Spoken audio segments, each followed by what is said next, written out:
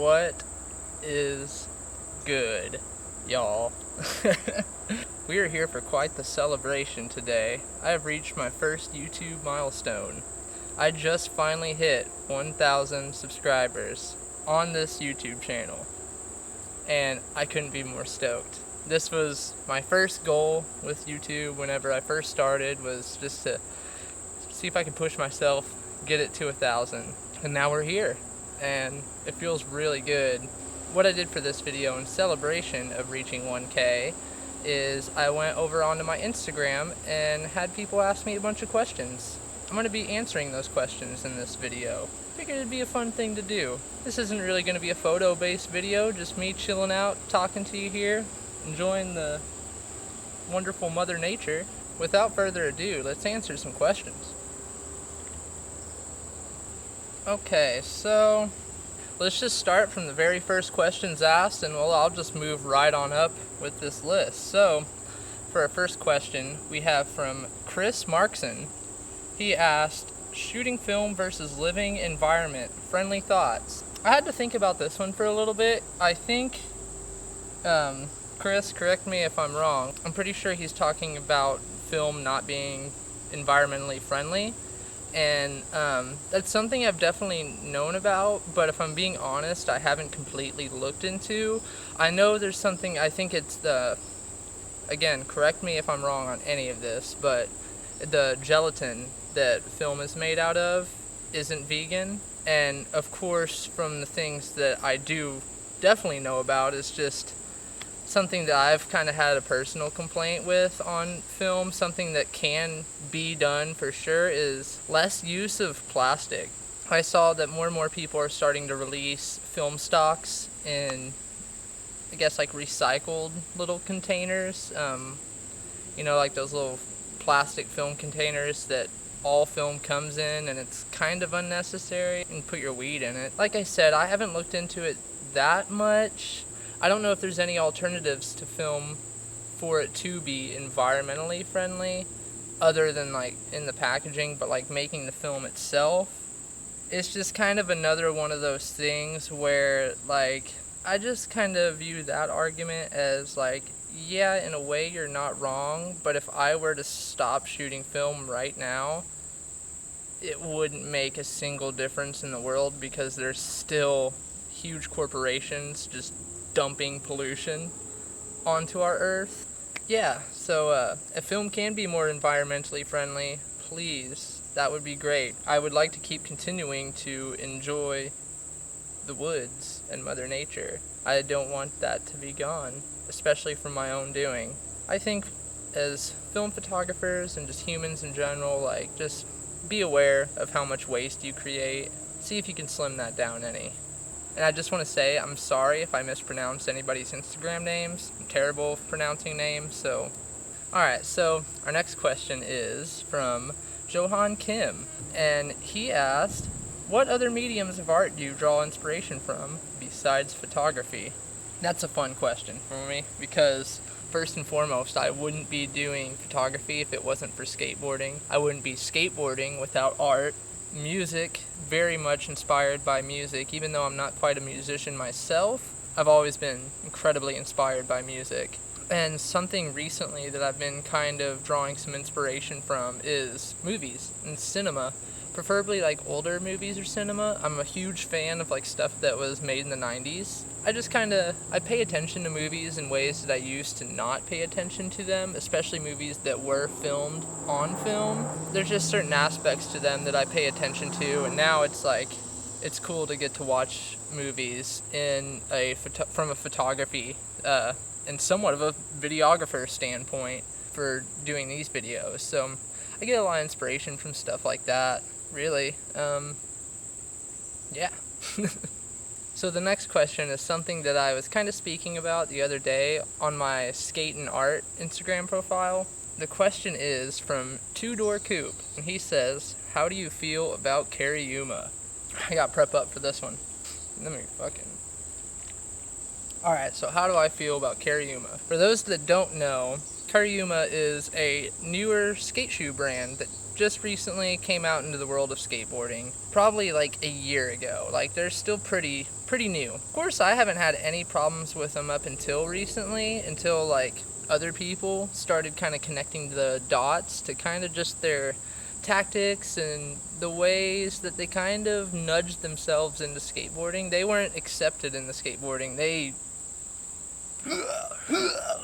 let us in. They budged into skateboarding. And just the more and more I learn and kind of get like ideas of kind of their business model of how they approached making a shoe brand for skateboarding. So basically, what it seems they did was create a skate shoe brand in order to profit off of skateboarding in the Olympics. Because they just showed up out of nowhere right before the Olympics happened, and they sponsored a lot of people that skate in the Olympics. Another thing is that they don't sell their shoes in skate shops. The only place you can buy them is off their website, directly through them. So any money that's being made from Kariuma, they're making it, which they're the ones who make the shoes, so that makes sense.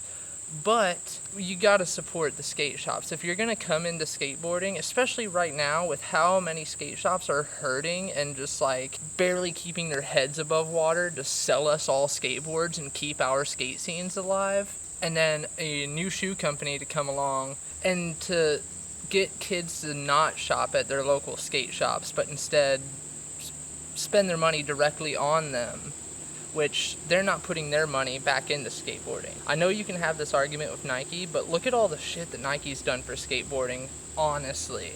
Nike's done a lot. I mean, they made the entire LA, like, courthouse legal to skate, redid all the ledges, everything there. Nike's done a lot for skateboarding, when, as for Kariuma, they have just kind of taken from skateboarding. I don't like that. Like, skateboarding isn't anybody's to take. I'm not dissing anybody that skates Kariuma whatsoever. Like, you do you. Skate whatever the hell you want. But be a little more aware of what, who, and where you're buying from. It screams just sketchy businessman corporate vibes to me. And a lot of us skateboarders, we don't dig that. So that's my answer for that one. Alright, so our next question comes from misguidedfun, and the question is, where does the desire to take pictures come from? So this is one of those questions I had to take a little bit of time to think about before making this video. That's something I've never really thought about, is where my desire comes from, but I have done some thinking on it. If I had to say, if anything, my desire comes from just feeling like, if not this, I'm gonna be like 50 years old, like bagging groceries or washing dishes somewhere.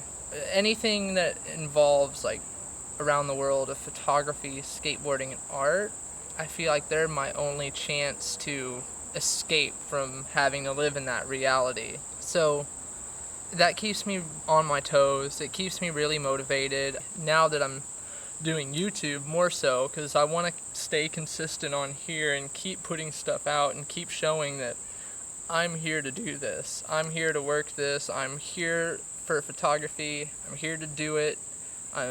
This is what I want to dedicate my life to. And I think that's probably where a big desire comes from, is that I've already decided years ago that this is something that I want my life to be. So I try to consume my life with it. So yeah, if I had to think of anything, that would probably be the biggest common factor for why I have such a strong desire to shoot. I love it so much. It's helped me in so many times of just, I don't know. I love photography with all my heart, and I just never want to stop, and I don't want to let myself lose that desire to stop, so I just keep it going. Alright, so our next question is from stopstateera, and they said, what makes you motivated to shoot? What's that fiendish urge that keeps you itching for more? I think this question goes a lot into the last question, actually. It's kind of comes from the same feeling of just feeling like this is what I was, in a sense, put on earth to do. This is what I feel deep to my core that I'm meant to be doing and just want to be doing and love to be doing it, for that matter. And so I don't want to lose that feeling at all. I don't want to ever fall away from the things that I feel like are true to myself, which is art, photography, skateboarding. I constantly have an itch to go shoot because I always feel like I have to, I guess, challenge myself and prove to myself that I'm worthy enough to have, I guess, prove to myself that I'm worthy enough of the kind of life where I can support myself off of the things that I love to do. I've always been drawn to people who are able to make a living off of the things they love to do, and I've always wanted to do that. So it's just that I have that strong just motivation to shoot because I'm just trying my best to stay away from that 9 to 5, bud. Okay, so let's see what we got next. Our next question comes from, again, sorry because I know I'm mispronouncing this, Reikiton Minister. I'm sorry.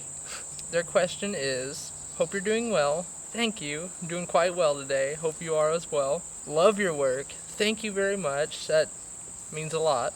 But the question is, what is keeping you motivated to go shoot?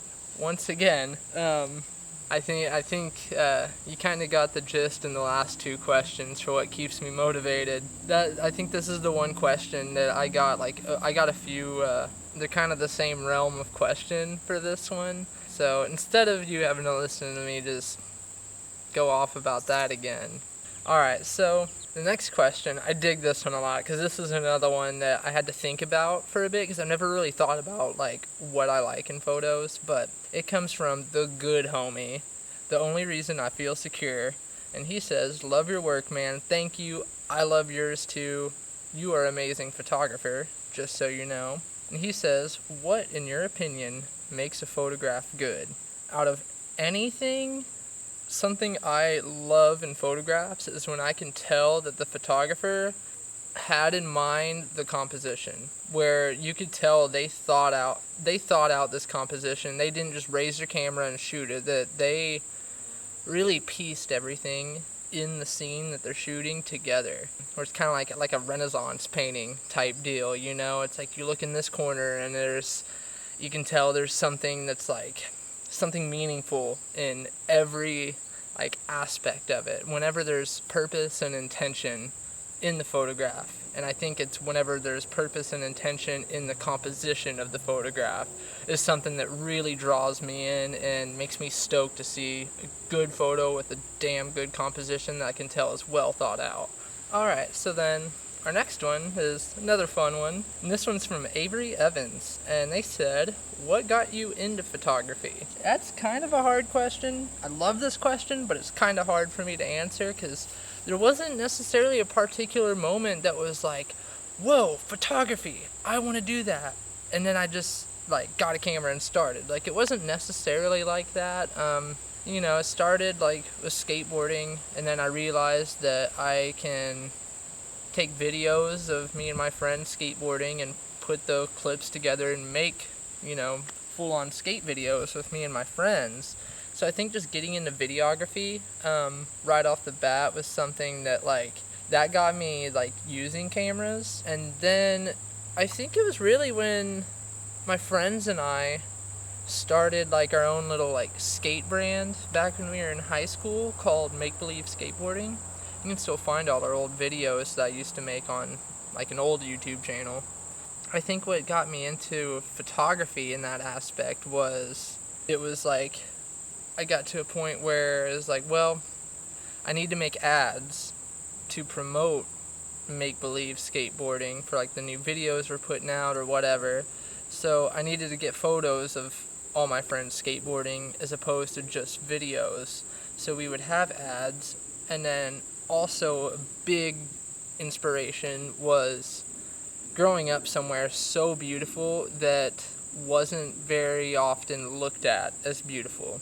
And luckily for me, I grew up around the Shawnee National Forest in southern Illinois, so I was already into being out in the woods and hiking and all that as a kid, so I was already familiar with all those areas, but I had somewhere that was a perfect practice ground for photography, and it was somewhere that I knew it was good for photography, so that really was a huge inspiration in getting me started, was wanting to capture that area that I lived around and show people, like, hey, it is gorgeous over here. Like, it's not just in, like, you know, the obvious pretty places of the world, or at least in the U.S., but there's stuff over here. There's things to be done and said and shot photos of in the Midwest, and I wanted to capture that, and that's still what I'm all about. I love capturing the Midwest. Okay, so for our next question, it is from Film and Brews, and they asked, biggest photography inspiration. Another one I had to think about. There's never really been really been like one particular person that is like the one that like keeps me going, that I'm like 100% right off the bat, this is who. But after some thinking, my biggest inspiration when it comes to just human being would be Jason Lee. Jason Lee is a huge inspiration of mine, just, you know, like pro skateboarder in the 90s, then got into videography and photography, actor, and of course you all see Jason Lee now. He just kills it. He is photo god. You should all bow down to him. But yeah, Jason Lee is probably my biggest inspiration. That dude's sick. My No Interstates video was hugely inspired by that video that Ilford did on him, I think it's the Great American Road Trip with Jason Lee. I watched that video, and that's the video that right there gave me so much inspiration to make my own style of video like that. So Jason Lee's the man, honestly. Okay, so this next one's a fun one. I'm so glad that someone asked this question, because oh my god. Anyways, Tabitha Tamara asked, I'd love to hear the story of how your kitties came into your life and learn a bit about them. Alright, let's get ready for a doozy then. So, our kitties, the beautiful boys that possess my life, that I love very much. First off, our orange boy is named Kitty Man. And then our kitty with the nub tail that's white, that is Sir Prince. We had just gotten Sir Prince back in 2020, so we've had him a little over a year now. And then we got Kitty back in 2017, like when Sim and I were in our first apartment together. We had only been dating for like a few months when we got Kitty.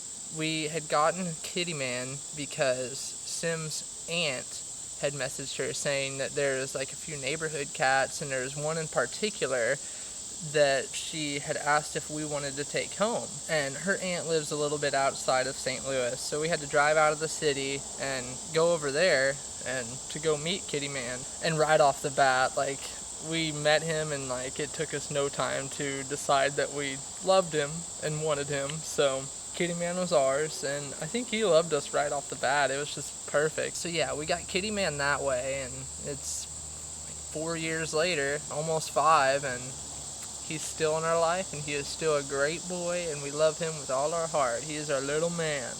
And then for Sir Prince, we got him just last year.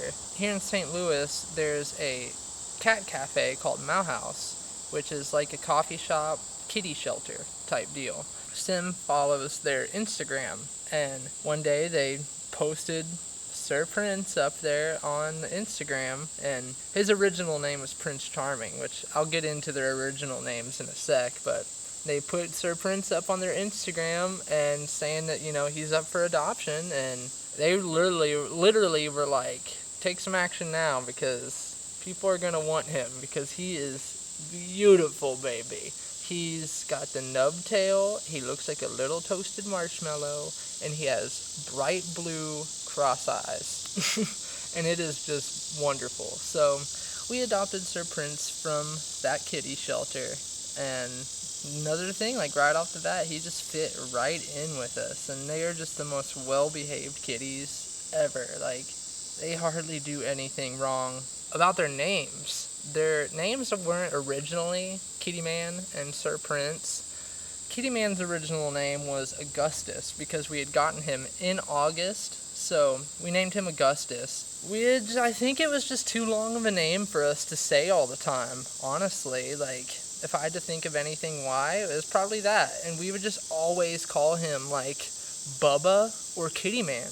I don't know, he's just he's like a little man, honestly. And Kitty Man fits way more than Augustus, so now we just still to this day either call him Bubba or Kitty Man, and it's awesome. And he responds to him. He knows that's his name. And then as far as Sir Prince goes, his original name was Prince Charming.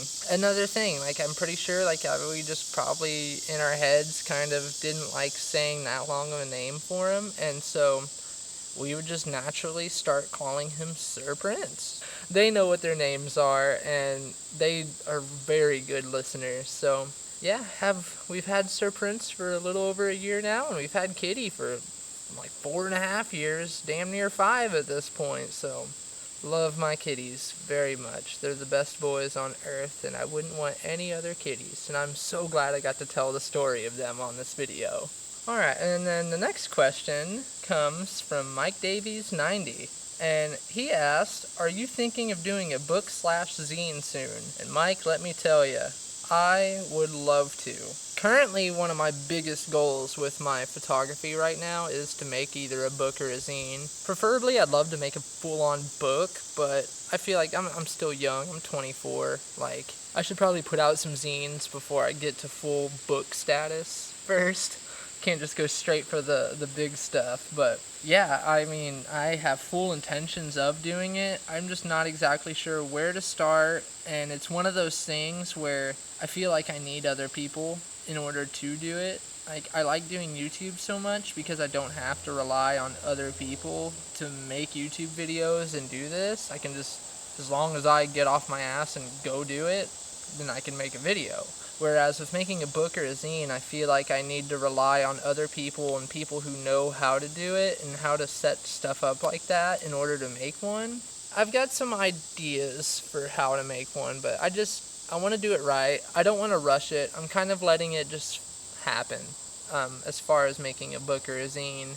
I have full intentions of doing it, but I'm just wanting to let it happen naturally so then I can put out the best product, if you will. Alright, so we're getting close to the end of the questions here. We only have 2 more left. Next question comes from the Waldo Creates, and he asked, have you ever considered doing an instant film project? And Waldo, honestly, I have not. I didn't even think about that until you said something about it. I have one of the Polaroid Sun 600, I think that's what it is. One of those like Polaroid 600 cameras, and like I love shooting it. I would love to shoot it more if 8 shots of film on a Polaroid camera wasn't $20. But I mean, yeah, that's something I'd like to do. Honestly, I'm not opposed to it. It'd be pretty sick. We'll see what happens, because I think that would be cool. Cause I've got a nice collection of Polaroids I've shot now, but I've never really used like shooting on Polaroid as like a, I've never really used it for shooting landscapes. I've really just shot just kind of memory style photography of it, like of just myself, Sim, the kitties, friends. Never really used it as like to actually seriously go shoot with. But I think that's a really good idea though, and it's something I'm definitely open to in the future. Okay, we are to the last question now. So, our last one is from Expired Bren, and he asked, are there any film formats that you want to explore, like 4x5, half frame, etc.? Let me tell you, bud, yes there is. As of right now, I only shoot 35 and 120 when it comes to film. I am incredibly interested in stepping into the large format game. I kind of view film formats, like different film formats, kind of the same way I view like with me doing a book or a zine, where I'm just kind of gonna wait and let it naturally happen. So I know 4x5 cameras are not the cheapest, so it's not like I can just, I want to shoot 4x5. I'll just go buy a camera. I can't like instantly shovel out money for a new camera whenever I damn well please, because I am not rich. So that's like a big reason why I haven't, is just, money, and I just want to let it naturally happen for real. I actually had someone email me the other day asking if I wanted a 4x5 because they were just clearing out their apartment, I guess. So I emailed him and told him, like, hell yeah, I do. And he hasn't emailed back, but we'll see where that goes. If he sends me a 4x5 to shoot on, like, you bet your ass I'm going to be shooting with it. I would love to explore some large format. And as far as half frame, like, dude, half frame cameras look so sick. I think if I were to get a half frame camera, I just want to get the right one, like those Olympus, like, Pen Fs. I know it's Olympus, but I know I'm close to the name on that camera, but those things look sick, and anybody who, like, shoots with the half frames, like, it seems like there's always such a vibe to half frame, like the photos that come from half frame cameras, and I always love people who use them. Like, their work just is so good. Yeah, really, like, I'm kind of open to any format of photography that comes into my life, for real. I just let it happen naturally. That's how I started shooting medium format, was it just kind of happened. I didn't set out to go find a medium format camera. Like, I knew I wanted to step into that realm, but I just wanted to let it just happen. That's about it, for real, when it comes to any other formats I'd like to shoot. Alright, there we have it. That's all the questions for us here. I just want to say thank you to all who did send in some questions for me to answer. I actually had a lot of fun with this. I didn't expect to. I've been holding it off a little bit. I've been a little leery of, shooting this video, just because I was just nervous of filming one where I'm just sitting here talking. But I actually had a blast answering all your guys' questions. So again, thank you to all who sent in some questions. I really appreciate it. I wouldn't have been able to make this video if you didn't. 1K, guys. I wouldn't say I'm fully, like, at a year of doing YouTube yet, although my first video that I ever posted was over a year ago. I don't count that as, like, when I first started. I first, like, really decided I was going to start doing this, like, and be dedicated to it in November of 2020, after I had gotten fired from my second job in 2020. And I was just kind of like, dude, screw it. I'm just going to go for it. So that's why I'm here doing YouTube now. And it's coming up on a year, but not quite yet. So I'll probably do another video somewhat similar to this when it comes to exactly a year on YouTube. But as for now, I'm just so happy to finally be at 1K. Like, I feel like, I know it's not much because there's so many other people that have just loads more subscribers than me, and it really doesn't matter, but it feels good to see growth coming from what I'm doing.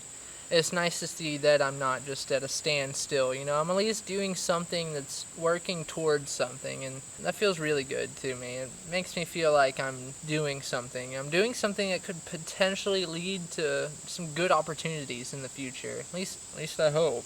So yeah, it just feels really good to be doing this. I'm really glad to be here. Really glad to be sitting here talking to you guys about this and just being a part of this community. I've had, like, a lot of people, like, really show me love on my photography lately, and it feels so good, and I'm so thankful, and I'm really glad to be here, because, like, I've worked hard on art and skateboarding, but I haven't worked nearly as hard as I have with photography. I've done a lot of shit for photography. I've been through a lot of shit for photography, but it's all worth it. I couldn't complain about it for a single day. Like, I've been doing this for some years now, and it's really cool to get to show the journeys that go on. It's nice to get to show my photographic journeys in such a way I can now, like on YouTube, because I've always been shooting photos this way. I've always been going on journeys like this and challenging myself, like, I guess, like, mentally, physically, and photographically. But it's cool just to, I guess, in a sense, just, like, kind of show it off now, like, show the world, like, this is what I do. Damn it. Again, thank you to all who is subscribed to me.